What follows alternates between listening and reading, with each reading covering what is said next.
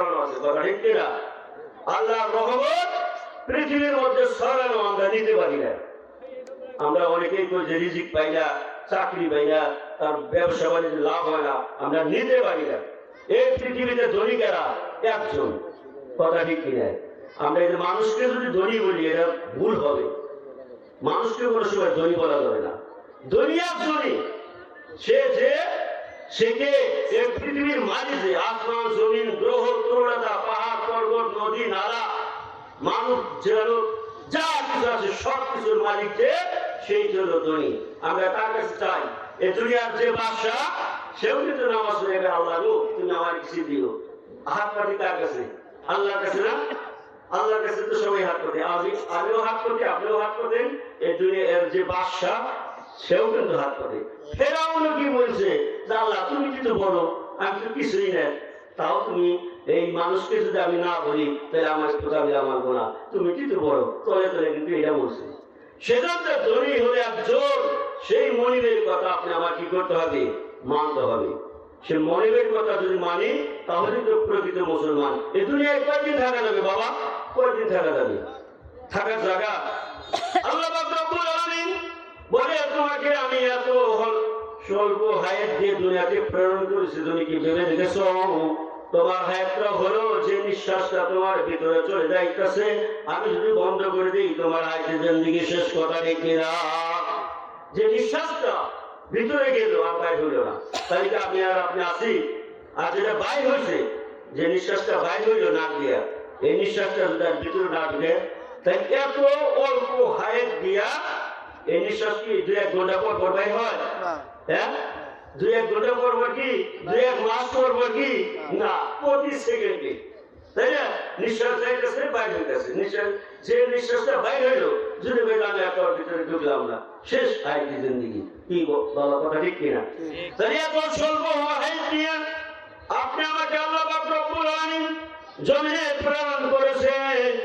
এই জমিনে প্রেরণ করার পরে 70 বছর জিন্দেগি আমি আপনি আখেরের জিন্দেগি বলে এই দুনিয়ার জিন্দেগিতে লাফালাফি করে শেষ করে দিলাম, কথা ঠিক কিনা? হ্যাঁ, এই অল্প সময় হায়াত নিয়ে আসে কিসের জন্য পাঠাইছে আল্লাহ পাক রব্বুল আলামিন? এই অল্প সময় হায়াত দিয়ে পাঠাইছে শুধুমাত্র আল্লাহর বন্দেগী করার জন্য। আল্লাহর বন্দেগী করার জন্য জমিনে প্রতিষ্ঠিত করেছে। আপনি আমাকে তো মানুষ না বানিয়ে পশু পাখি বানাইতে পারতো, জীবজন্তু বানাইতে পারতো, অন্য কিছু বানাইতে পারতো।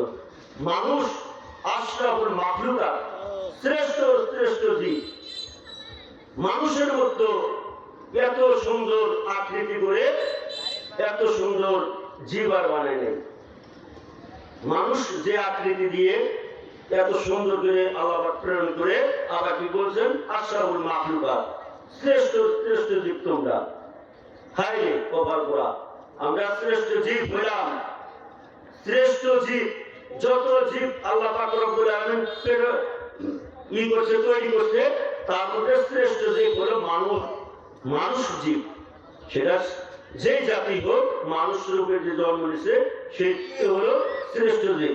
শ্রেষ্ঠ জীব হইয়া প্রেরণ হলাম, মুসলমানের ঘরে জন্ম নিলাম, শেষ জামানার নবীর উম্মত হইলাম।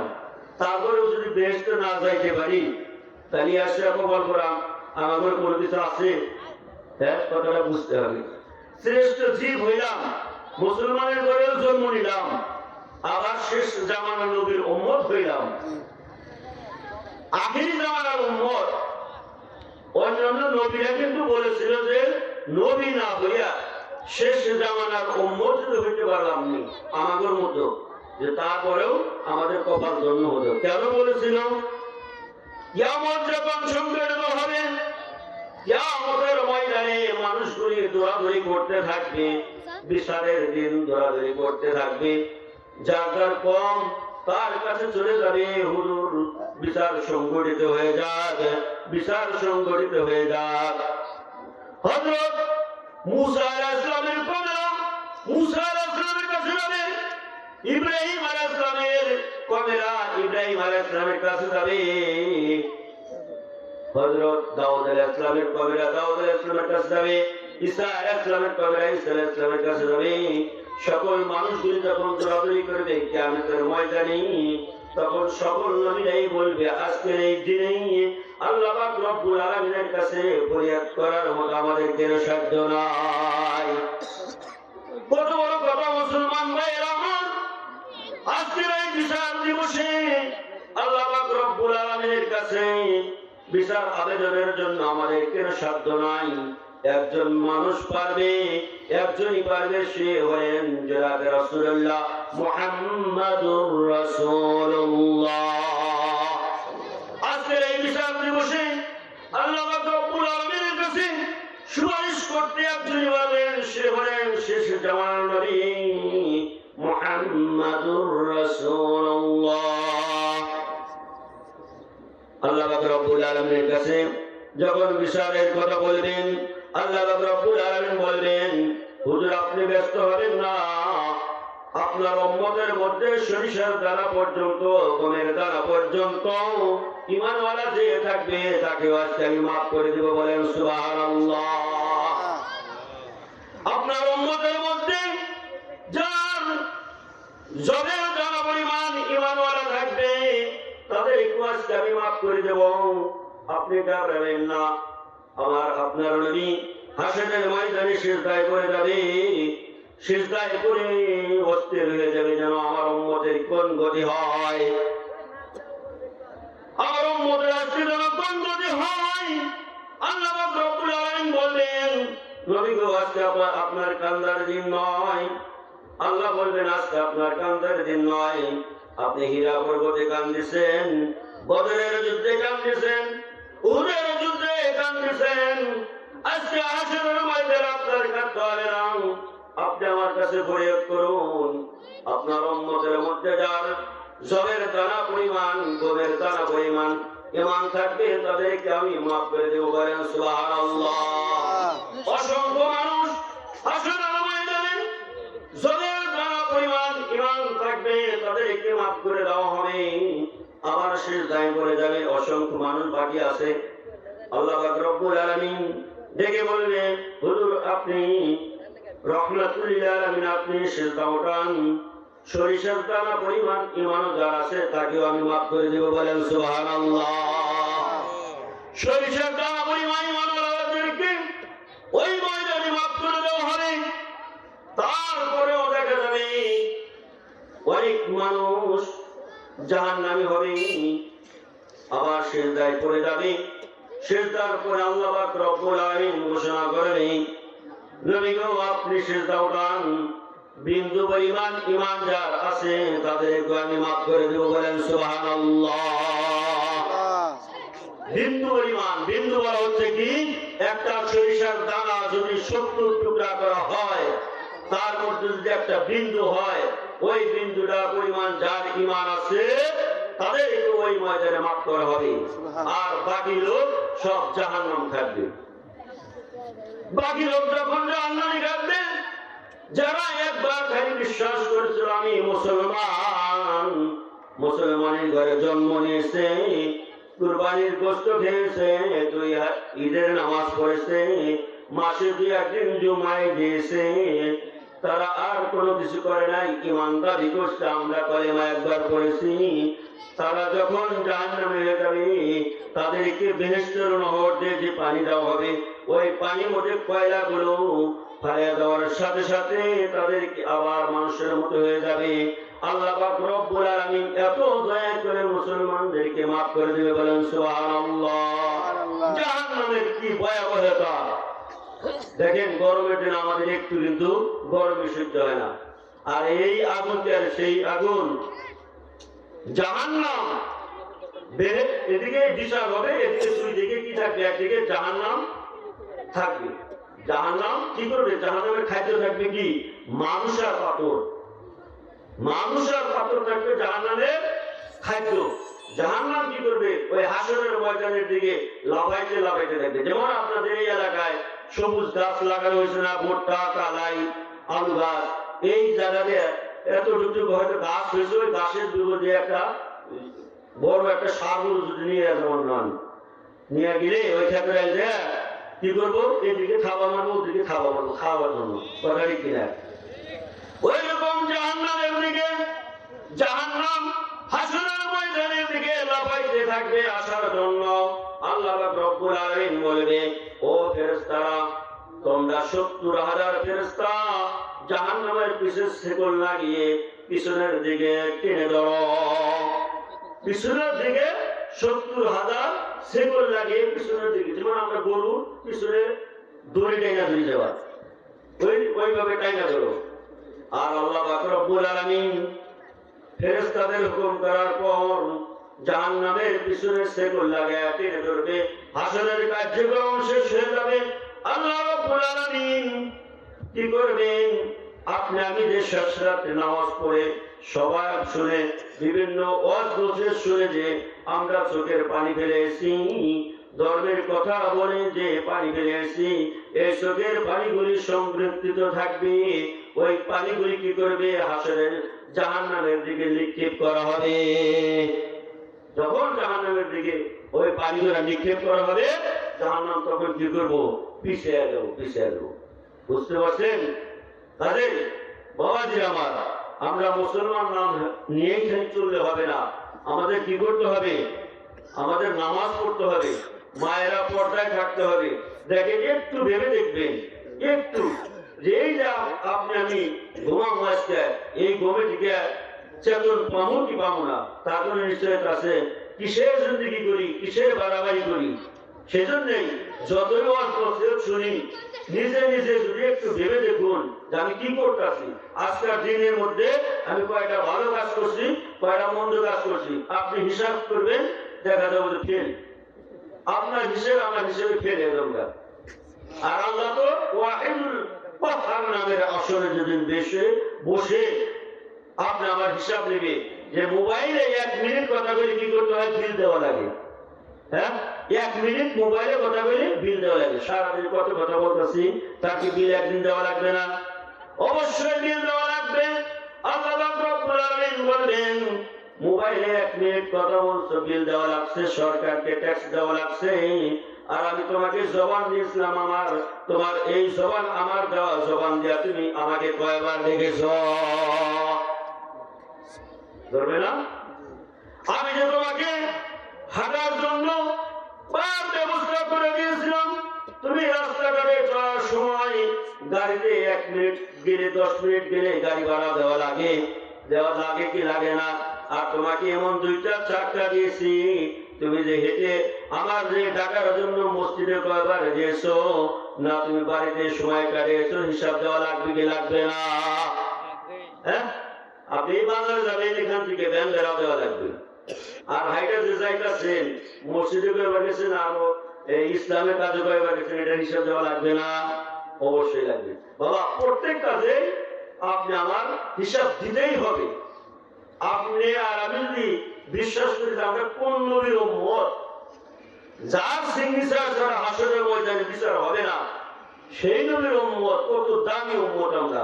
আপনি আজকে একটা চাকরির জন্য একটা এমপি ডিউ লেটার দেওয়া সরকারের কাছে হাজির করে আপনার যদি চাকরি হয়ে যায়, একটা ডিউ লেটারে এমপি সাহেব সাইন নিয়ে গেছে, চাকরি হয়ে যাবে। আর কোন সাইন নিয়ে আমরা আসছি? লা ইলাহা ইল্লাল্লাহ মুহাম্মাদুর রাসূলুল্লাহ, এই সাইন নিয়ে কিন্তু ভেস্তে যাইতে হবে। তাহলে আল্লাহ ছাড়া কোনো ইলাহা নাই, তার প্রেরিত রাসূল মুহাম্মদুর রাসূলুল্লাহ, তার বিধিবিধান মেনে আপনি আমার চলতে হবে। বাবা, এই দুনিয়ায় থাকার জায়গা না, দুনিয়ায় থাকতে পারবো না, কয়দিন থাকা যাবে? কিসের জিন্দেগি করুন, কিসের বন্দী? প্রত্যেকটা কাজে যে মুসলমানের জিন্দেগি, সকল কাজে বন্দিগি, প্রত্যেকটা কাজে বন্দিগি থাকতে হবে। বন্দিগি যদি মনে করি যে এই 5 ওয়াক্ত নামাজ পড়লাম, এই 5 ওয়াক্ত নামাজ পড়ে আমার আর কোনো কাজ নাই, আমার আর কোনো বন্দিগি নাই, বন্দিগি আমি করে এলাম, তাহলে হবে না। বাবা, আপনি যে কাজটাই করবেন একটু ভেবে দেখুন যে কয়দিন বাঁচবো। আপনি আমার বাবা দাদা অনেকেই চলে গেছে, কবর জগতে গেছে। কবরে মিনহা খালাকনাকুম ওয়া ফিহা নুঈদুকুম ওয়া মিনহা নুখরিজুকুম তারাতান উখরা, এই দোয়া করে আমরা কি করি? কবরে নামায় ফিরে আসি যে এই মাটি থেকে তোমাকে বানানো হয়েছে, এই মাটিতে রেখে গেলাম, আবার এই মাটি থেকে কি হবে? উত্তোলন করা হবে। হযরত যখন ইসরাঈল আলাইহিস সালাম সিংহায় ফুৎকার দেওয়ার সাথে সাথে মানুষগুলি দুবলা গাছের মতো জ্বালিয়ে যাবে, দুবলা গাছের মতো কিন্তু আবার কবর। আমরা যদি মনে করি যে কবরে নামায় দিলাম পয়সা গইলা শেষ হয়ে গেল, তাহলে কিন্তু হবে না। বিশ্বাস রাখতে হবে, ইমান রাখতে হবে, না কবর থেকে আপনি আমার একদিন বিচারের মুখোমুখি হইতেই হবে বাবা। সেজন্যই হাতে ধরি পায়ে ধরি আপনারা ইসলামের ছায়াতলে আসুন। ইন্না দীনা ইনদাল্লাহিল ইসলাম, পুরাপুরি ইসলামের মধ্যে ঢুকে পড়তে হবে, তাছাড়া হবে না। আপনি যাই কিছু করেন, যেই দলই করেন, ইসলামের দল করতে হবে, ইসলামের দল করতে হবে। যেই দলে আল্লাহ এবং আল্লাহ রাসূলের কথা বলা হয় সেই দল করতে হবে। কথা ঠিক কিনা? হ্যাঁ, আমরা মুসলমান তো কয়দিন দুনিয়াদারি থাকবো, কয়দিন দুনিয়াদারি নিয়ে আমরা ব্যস্ত থাকবো? মরতে হবেই, মরা যদি লাগে তাহলে মুসলমানের দলে থেকে আমরা মরি। আগেকার জামানার সাহাবায়ে কিরামের এবং আল্লাহ রাসূলের আদর্শ থেকে কিন্তু কি হয়েছে? মুসলমান হয়েছে। আর এখন আমাদের কত সুন্দর ব্যবস্থা, কত সুন্দর ব্যবস্থা। মসজিদে আপনি আমি যাবো, আপনি আমাকে কি করে বাধা আছে? বাধা নাই, কিন্তু ইসলামের কথা কিন্তু বাধা আছে। আর সাহাবায়ে কিরাম কত কষ্ট করছে, মায়ের খাওয়া লাগছে, মসজিদে যাইতে পারে নাই, তাদেরকে ইসলামের কথা বলতে পারে নাই, কোরআন পড়তে পারে নাই, কত নির্যাতন ছিল। সাহাবায়ে কিরাম কোরআন পড়বো এবং মসজিদে যাবো, নামাজ পড়বো, ইসলামের বিধিবিধান পালন করবো, করতে পারে নাই। কি করছে? কাফেররা সবসময় ই করে থাকছে তাদেরকে আটকানোর জন্য। আর আপনি আমার জন্য কোনো বাধা নাই, শেষ রাইতে আপনি নামাজ পড়তে যাবেন, এই যে সমাজে আছেন, কোনো বাধা আছে? কোনো বাধা নেই। কিন্তু তারপরেও কেন আমরা ইসলামের মধ্যে ঢুকি না? কেন ইসলামের মধ্যে থাকি না? আমাদের কি অবস্থা হয়েছে, কি হয়েছে, আমরা কোন জগতে যাইতেছি? একটু কি চিন্তা করছি বাবা? চিন্তা করতে হবে। মায়েরা নামাজ পড়বেন, পর্দায় থাকবেন, রাস্তাঘাটে চলাফেরা কম করবেন, বাজার ঘাট কম যাবেন। আজকাল দেখা যায় আপনাদের এলাকায় বলতে পারেন, আমাদের এলাকায় মায়েরাই পরিমাণ বাজারে যাওয়া করছে একবারে, বেশিরভাগ বাজারে না গেলে চলে না। অনেক মহিলা আছে, আগেকার মা বোনেরা, আগেকার মুরব্বীরা আছে, কিন্তু বাজারে যায় না, তাদের কি চলে নাই? আপনি আমি যদি একটু সতর্ক হই, মাদেরকে যদি বুঝাই, মা তোমরা বাজারে যায় না, তোমরা দোকান বাড়ি যায় না, আস্তে আস্তে কথা বলো, নম্র ভদ্রতা ভাবে চলো। দেখেন আগে একটা মানুষ মারা গেছে অসুস্থ হইয়া, আর এখন মরে কিভাবে? হঠাৎ করে মরে। কিন্তু এই যে সমস্যা হঠাৎ করে অমুকে ইন্তেকাল করে বসছে, এরকম অবস্থা না? আগে একটা মানুষ দেখা গেছে অসুস্থ হয়েছে, বাড়িতে দেওয়া মানুষজন মুরব্বীরা মাপ সাপ নিছে, বলছে যে পুত্রটা ক্ষমা করে দিও, এরকম অবস্থা। আর এখন হঠাৎ করে মানুষ মরে যায়, হঠাৎ করে মানুষ মরে যায়। তাহলে প্রত্যেকটা মানুষেরই অবস্থা। সবসময় আপনি আমার কি করতে হবে? রেডি থাকতে হবে। কিসের জন্য? মৃত্যুর জন্য। আপনি আমি রেডি নাই, আপনার জন্য রেডি আছে কি? আপনার পোশাক, আপনার কবরস্থান, আপনার কোদাল, আপনার বাঁশ, আপনার কাপড়ের কাপড় দোকানে রেডি আছে। কথা ঠিক কিনা? কবরস্থান রেডি আছে আপনার জন্য, আমার জন্য। দোকানে কাপড় রেডি আছে আপনার আমার জন্য, কোদাল রেডি আছে কবর তোলার জন্য, বাছর বাস রেডি আছে আপনি আমাকে দাওয়াত দেওয়ার জন্য। কথা ঠিক কিনা? শুধুমাত্র কবরে যাওয়ার জন্য আমি আর আপনি রেডি নাই। কবরের মানুষ মৃত্যু করার পর, মৃত্যুর মানুষ শোনের পরেই ফেরেশতা এসে যখন প্রশ্ন করবে, মা রব্বুকা ওয়া মা দীনুকা ওয়া মা নাবিয়ুকা, এই তিনটা প্রশ্নের উত্তর বড় বড় পরীক্ষায় ছোট ছোট প্রশ্ন করা ঠিক কিনা? আপনি যত বড় বড় পরীক্ষা দেবেন, ইন্টারভিউ পরীক্ষা যাকে বলা হয় চাকরির জন্য, আপনি আইএ বিএ পাস করছেন ক্লাস 1 থেকে, আপনার ইন্টারভিউ পরীক্ষা এই যে একটা কথা কি, তাই না? চাকরিওয়ালা ভাইরা, বড় বড় পরীক্ষায় ছোট ছোট প্রশ্ন। আবার আপনি আমারও এই 60-70 বছর 100 বছরকার জিন্দেগি পরীক্ষার হলো 3টা প্রশ্ন। মান রব্বুকা ওয়া মা দীনুকা ওয়া মা নাবিয়ুকা, এই প্রশ্নের উত্তর দিতে হবে। তাই কথাটা বুঝতে পারছেন যে 60-70 বছরকার জিন্দেগি পরীক্ষাটা, যে এই পরীক্ষার প্রশ্ন হলো মাত্র 3টা। মান রব্বুকা ওয়া মা দীনুকা ওয়া মা নাবিয়ুকা। ঠিক আছে, মান রব্বুকা ওমা দিনুকা ওমা নাবিয়ুকা নারে তাকবীর নারে তাকবীর নারে তাকবীর আজকের প্রধানমন্ত্রী জিন্দাবাদ জিন্দাবাদ। প্রিয় এলাকাবাসী, আজকের প্রধানমন্ত্রী এখানে উপস্থিত হয়েছে। আমার সংক্ষিপ্ত কথা এখানে শেষ করছি। আসসালামু আলাইকুম ওয়া রাহমাতুল্লাহি ওয়া বারাকাতুহু।